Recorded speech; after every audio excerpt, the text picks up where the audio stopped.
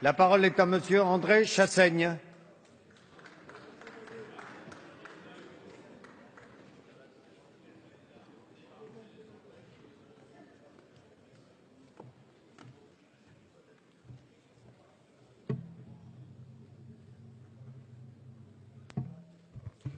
Monsieur le Président, mes chers collègues, Messieurs les ministres, c'est avec émotion que je m'associe au nom de mon groupe à l'hommage unanime rendu aux soldats morts en Centrafrique.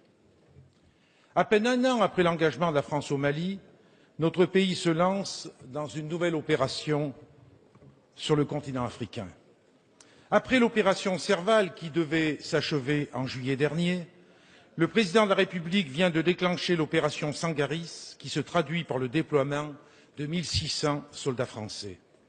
Il s'agit de la 50e intervention française en Afrique subsaharienne depuis les indépendances d'il y a 50 ans. Cette intervention en Centrafrique s'inscrit dans une longue lignée d'opérations menées par les troupes françaises dans cette colonie, indépendante officiellement depuis 1960, en proie à la pauvreté, à l'instabilité et au conflit. Autant d'interventions qui n'ont jamais permis de répondre aux maux qui gangrènent la Centrafrique. La Centrafrique, si elle n'est pas dénuée de ressources naturelles, est classée parmi les États les plus pauvres de la planète, occupant la 160e place sur 177 selon le classement de l'indicateur de développement humain du Programme des Nations Unies pour le développement. La France y est le premier investisseur. Il est impossible, dès lors, de prendre part à ce débat sur l'engagement des troupes françaises en Centrafrique sans ouvrir le dossier de la France-Afrique. Tous les 10 ans ou presque, un président de la République centrafricaine chasse l'autre par un coup d'État, derrière lequel la France n'est jamais très loin. Le peuple centrafricain a ainsi vu défiler des personnages insensibles à son sort, aussi corrompus qu'irresponsables. Les uns après les autres, les dictateurs ont été choisis et maintenus au gré de nos intérêts, entre guillemets, mais aussi pour protéger des bases militaires françaises dans ce pays considéré comme un porte-avions au centre de l'Afrique, utilisé lors de nombreuses interventions militaires dans la région. La France n'est pas étrangère à la situation chaotique que connaît ce pays. Elle porte une responsabilité historique dans la tragédie centrafricaine. Elle n'est donc pas la plus qualifiée pour intervenir. C'est un paramètre que nous ne pouvons pas ignorer, même si, je le dis clairement, il n'est pas question de tergiverser pour la protection des populations civiles, premières victimes des violences sanglantes qui déchirent ce pays.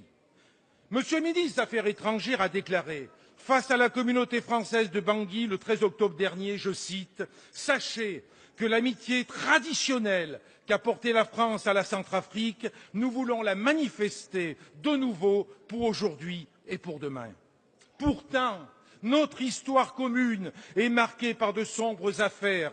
Nous gardons en mémoire le pitoyable sacre de l'ancien sous-officier de l'armée française devenu l'empereur Bokassa Ier en présence de la diplomatie française. Malgré ce soutien, le président Valéry Giscard d'Estaing a décidé de débarquer son ancien ami devenu trop encombrant, incontrôlable, qui menaçait nos intérêts pour installer au pouvoir le président David Dacko pour ensuite favoriser la dictature du général Kolimba.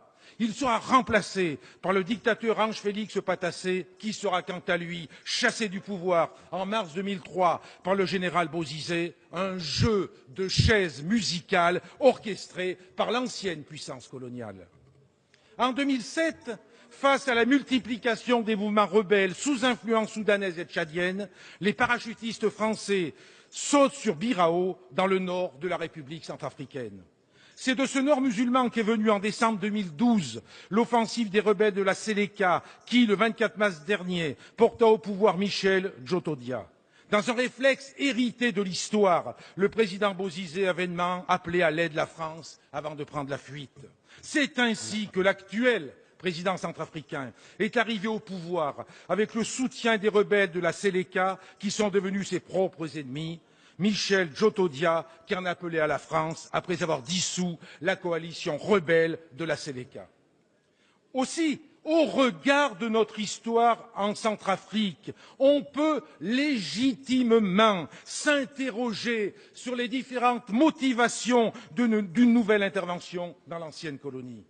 L'ordre du jour réel du sommet pour la paix et la sécurité en Afrique qui s'est tenu à Paris il y a quelques jours était clair. Avant de parler de paix et de sécurité, Paris et ses alliés du continent africain se sont intéressés à leurs préoccupations économiques et financières. Ce sommet est avant tout une offensive diplomatique pour la sauvegarde des intérêts de la France en Afrique.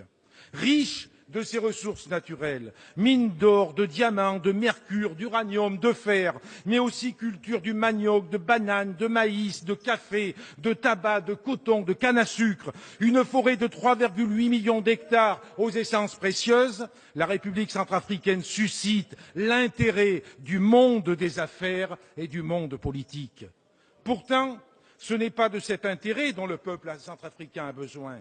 Le peuple centrafricain a besoin que nous l'aidions à profiter pleinement de ses richesses et que nous l'aidions à mettre fin à la situation de confiscation du pouvoir politique et économique aux mains de quelques-uns, car les germes de la crise actuelle sont aussi d'essence économique et sociale.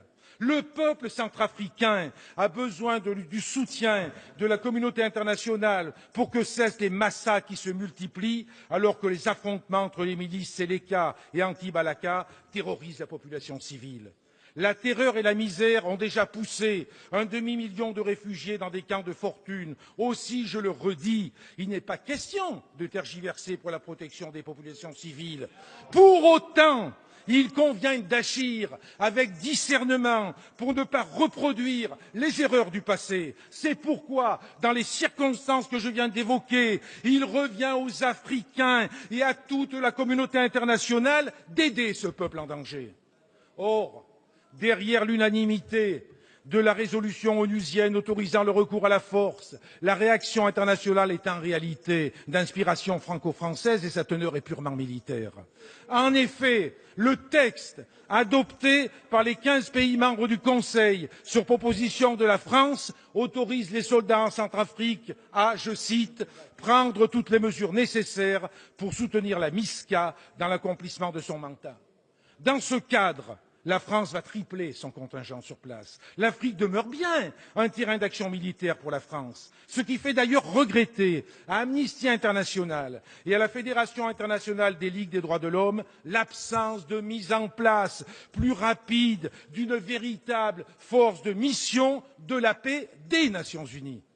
Vous l'avez compris, nous avons, pour qualifier le sentiment qui nous anime, un réel malaise face à cette intervention. Nous pensons en effet que la France n'a pas vocation à jouer le rôle de gendarme de l'Afrique. Les valeurs anticoloniales, toujours défendues par les communistes, nous l'interdisent. Ces valeurs de solidarité doivent, au contraire, nous pousser à mettre sur pied un partenariat équitable et durable, un système d'aide au développement plus efficace, plus proche des populations. Ces valeurs nous obligent également à rompre définitivement avec la France-Afrique et à encourager les démocrates africains et les diasporas militantes pour faire tomber les honteuses tyrannies africaines qui n'ont que faire des peuples qui ne cessent de s'appauvrir. Ces dictatures qui préfèrent défendre des intérêts des firmes privées tentaculaires exploitant aujourd'hui 80% des gigantesques gisements africains et dont les bénéfices sont rapatriés dans des paradis fiscaux. Notre pays a une dette morale considérable envers le peuple de Centrafrique, une dette qui nous oblige à reconnaître que nous n'étions pas les mieux à même pour intervenir dans la situation dramatique qui le frappe. Oui, nous sommes favorables au recours à une force d'interposition sous l'égide de l'ONU, mais une force qui soit multilatérale. Cela suppose que la France ne soit pas la seule à être impliquée sur le terrain aux côtés de la MISCA. C'est la communauté internationale dans son ensemble qui doit être mobilisée. Cette force doit avoir pour mission de créer les conditions d'un cessez-le-feu, d'un secours organisé aux populations en détresse et d'ouvrir la voie fois à l'état de droit. Elle ne pourra que si elle ne peut être soupçonnée d'agir au nom d'intérêts à préserver dans une ancienne colonie. C'est un lanceur d'alerte que je m'adresse aujourd'hui à vous. Les interventions militaires françaises vont à contre-courant de l'histoire. La mission de la France, c'est de défendre la stabilité et la paix des peuples en Afrique. Notre pays n'a pas vocation à défendre des dictatures et des États artificiels. La mission de la France, pour être en harmonie avec ses valeurs et ses idéaux des Lumières, n'est pas d'être le gendarme de l'Afrique. Elle est de remiser les visions géostratégiques nées du temps de la colonisation pour en écrire d'autres, respectueuses des peuples, respectueuses de leurs richesses, respectueuses de leur souveraineté. Chers collègues, c'est ainsi que la France grandira. Merci, Monsieur Chassaigne.